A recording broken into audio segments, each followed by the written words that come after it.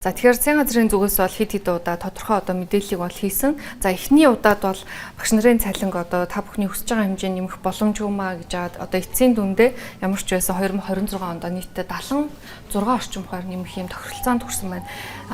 Яг энэ тохиролцооны үр дүнд багшийн хамгийн бага цалин хэдээр үнэлэгдэхээр болж байна.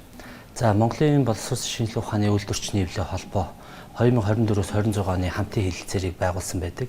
За энэ хамтын хэлэлцээрийн 3-1 зааснаар жил бүр 30-оос доош хувиар нэмэгдүүлнэ гэдэг заалтын хүрээнд энэ жил бол багш нар 26 оны улсын төсөвт боловсролын салбарт тухайн цалин өсний нэмүүлэх энэ тэмцэл хөтөлбөрийг бас өнгөрсөн хугацаанд зохион байгууллаа. За өчигдөр бол засгийн газар болон төсвийн байнгын ороо бүлгийн хурал, боловсролын ам гэсэн олон талт шийдвэрүүдийг бол гаргуулсан. Тэгэхээр 2026 оны 1-р сарын 1-ээс 50%, тэрэн дээр 11-р сарын 1-ээс бол 26% нэмэгдэхээр нэг ойролцоогоор үндсэн цалин өссөн маань 90%-аар 89-с 90%-аар өсөж байгаа юм. За энэ нэмэгдлийн тоон бол 50-26 буюу 76%-аар өсөж байгаа гэсэн үг. Тэгэхээр 26 оны 1-р сарын 1-ээс нийслэл Улаанбаатар хотод шинээр ажилд орж байгаа залуу багш бол үндсэн цалин 2,226 мянган төгрөгөөр цалинжаад явна гэсэн үг. Тэгэхээр та бүхний зүгээр тооцоололоор ерөн зур судалгаанууд хийж үзсэн үү? За багшийн цалин хөлсний энэ байгаа үнэлж байгаа энэ систем аргачлал.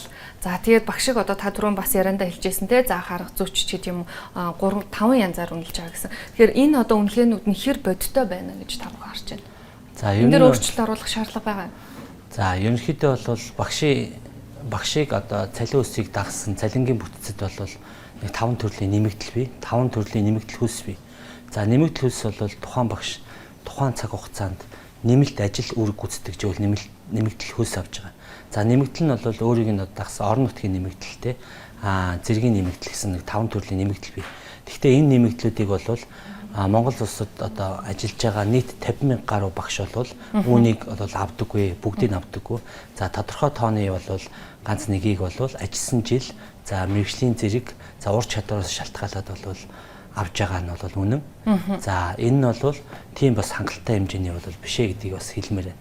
Тэгэхээр багш бол 5 жил ажиллаад нэг заа харагч зэрэгт өөрийнхөө материалыг бүрдүүлэхдээ энэ шалгуулалтанд тэнцэх гэдэг асуудал бол маш их хэмжээний бас хүч хөдөлмөр байж идэг. За ингэснээр бол тухайн багш бол үндсэн цалингийн 10% та тэнцэх хэмжээний нэмэгдлийг авдаг гэсэн. Өнөөдөр цалин нэмэгдэх тухай асуудал яригдахаар дагаад бүтээмжийн асуудал зайлшгүй яригдана. Бүтээмж хэр хангалттай байна гэж та бүхэн харж байна. Дээрээс нь бүтээмжтэй зайлшгүй уйлдах асуудал нь боловсролын чанарын асуудал байгаа тийм. Тэгэхээр өнөөдөр Монгол улсын боловсролын тогтолцоо өөрөө чанар нь ямар вэ гэдэг асуудал дээр бас олон нийтийн зүгээс шүүмжил бол маш их байгаа. Энэ дээр та бүхэн ямар дүгнэлт хийсэн бэ? За Монгол улс бол 2015 онд Инчууны тунхаглалаар доктортой хөгжлийн зорилт 4 буюу чанартай боловсролыг Монгол улс бол энийг 2030 онд хэрэгжүүлнэ гэдэг үүрэг хүлээсэн. Ийм улсуудын нэг. За нэгдсэн үндэсний байгууллагаас гарсан энэ зорилтуудыг бол Монгол улсын тэр дундаа засгийн газар хэрэгжүүлэх үүрэгтэйгээр оролцож байгаа. За энэ дээр юу вэ гэхээр улсын нийт зарлагын 20%, дотоод нийт бүтээгдэхүүний 6-аас доош хувийг боловсрол зарцуулах ёстой юм байна. За энэ нь өөрөө өнөөдрийн төсөвтөөр харьцуулах юм бол нэг 6,8 төгрөгийг боловсрол зарцуулах ёстой.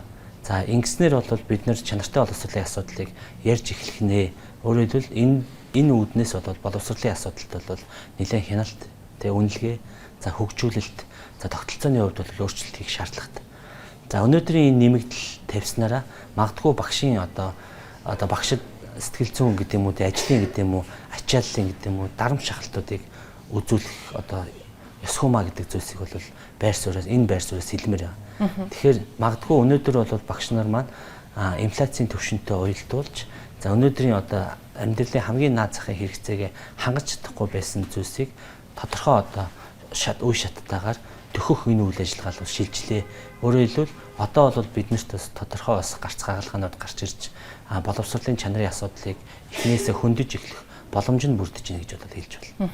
Энэ удаагийн цалингийн нэмэгдлийн За яг хуу 76% те 50% дахиад 26% гэдэг. Тэгээ нийтдээ бол нэг 2027 оноос эхлээд та бүхний одоо хүсэж байгаа анхны одоо тавьсан 3.5 сая төгрөг юм тохиролцоонд хүрлээ гэж мэдээлж байна. Гэхдээ ерөн зөвөр нэг удаагийн нэмэгдэл ерөн цаашдаа энэ асуудлыг шийдэх боломж байгаа мó. За цаашдаа яг одоо боловсролын салбар дээр яг юу хийх шаардлагатай вэ? За ерөнхийдөө бол боловсролын салбарын багш ажилтнуудын цалин үсийг бол төр бодлохоор зохицуултуудыг хийж явах нь илүү үр дүнтэй гэсэн. За олон улсын янз бүрийн туршлагууд байна те. Одоо боловсролыг дэмжих сан хүртэл байгуулсан улс орнууд байна. Магадгүй манайх шиг уул уурхай хөгжсөн, тэгээ уул уурхай дагнасан эдийн засгийн гол хүчин зүйл болж байгаа энэ одоо улсын хувьд бол Бразил улсын жишээ шиг те нийт уул уурхай орлогын 5% нь боловсролд, 3% нь эрүүл мэндэд гэж хуваарлалтаа хуулиар зохицуулт хийх хэрэгтэй. Дээрээс нь дотоод нийт бүтээгдэхүүний хэдэн хувьд боловсролыг одоо асуудлыг зохицуулж явах юм бэ гэдэг нь хуульчлаад өгчвөл энэ одоо багш нарын нэр хүндийн асуудалтай ингэж жигсдэг, тэмцдэг, суудаг энэ үйл явдал бол аяандаа бол арилах болов гэж бодож байна. За тэгвэл энэ өнөөдрийн одоо энэ одоо тэмцэл төлөвлөгөөний үр дүнд гарсан одоо энэ тоо хэмжээ бол нэг удаагийн шинжтэй байгаад цаашдаа ингээд бодлогогүйгээр ч юм уу те ямар нэгэн зохицуулалтгүйгээр явах юм бол эргээл буцаад өнөөдрийн байдлаа шилжинэ гэсэн. Тийм учраас энийг бол яаралтай энэ засгийн газар үед юм энэ улс орон хүний хөгжлийг дэмжсэн мега төслөө 2026 оноос бол эхлүүлэх зүйтэй. 2026 оныг Монгол Улсын засгийн газар 158 дахь тогтоолоор боловсролыг дэмжих жил болгож зарласан байна. Өнөөдөр улс орныг хөгжүүлэх үйл боловсролтой хөрөнгө оруулах шаардлага бол байна гэдэг юм эндээс харж байна. Одоо хамгийн шаардлагатай хөрөнгө оруулалт яг хаана хийх ёстой вэ? За ерөнхийдөө бол бид нар юу гэж үзэж байгаа юм гэхээр хөрөнгө оруулалт гэхээр байшин барилга гэж ойлгоод байгаа. Тэгэхээр боловсролын салбарын төсөв бол зарлага биш. Энэ бол өөрөө мега хэмжээний хөрөнгө оруулалтууд байх ёстой гэсэн. Нэгдүгээрт бол багш бэлтгэх тогтолцоо, багшийн хөгжлийн асуудал, за багшийн цалин үс нийгмийн хамгаалах гэсэн энэ гурван тулгуурт бодлогоогоо чиглүүл одоо энэ хөгжлийн одоо ихэнх суурь нь бол сайн тавигдана гэж үзэж байгаа гэсэн. За яг хөө мэдээж одоо та бүхэн анх одоо энэ ажил хаялтыг эхэлж байхад за нөгөө талаасаа засгийн газар ч гэсэн яригдчихсэн бүтээмжтэй уялдуул цалин өсөхгүйгээр инфляцид бол шууд дарамт болно гэдэг. Эдийн засгч нар ч гэсэн энэ өнцгөөс хэлжсэн. Тэгэхээр та бүхний харж байгаагаар нийт төрийн албаагчдын бараг 3-ны 1 нь боловсролын салбарт ажиллаж байна. За ажил хаялтанд бол бараг 41 мянган багш хамрагдсан тий улс орон даяар. Тэгэхээр ер нь одоо инфляцид үзүүлэх нөлөөллийн хувьд яг ямар төсөөлөлттэй байна? За энэ инфляцийн асуудлыг бас манай ажлын хэсэгтэр бас нэлээд бас тооцоо судалгаанууд бол хийсэн. Тэгэхээр энэ удаагийн нэмэгдэл бол инфляцид одоо сөрөг нөлөө үзүүлэхгүй байхаар өөрөөр хэлбэл Монгол улсын өргөн барьсан байгаа төсвийн урсгал зардал дотроо одоо таналт, зарцуулалт, шилжүүлэлтүүдийг хийсэн учраас энэ инфляцид бол нэг орчим хувиар бол нөлөөлнө гэж тооцоолол бол хийсэн байна.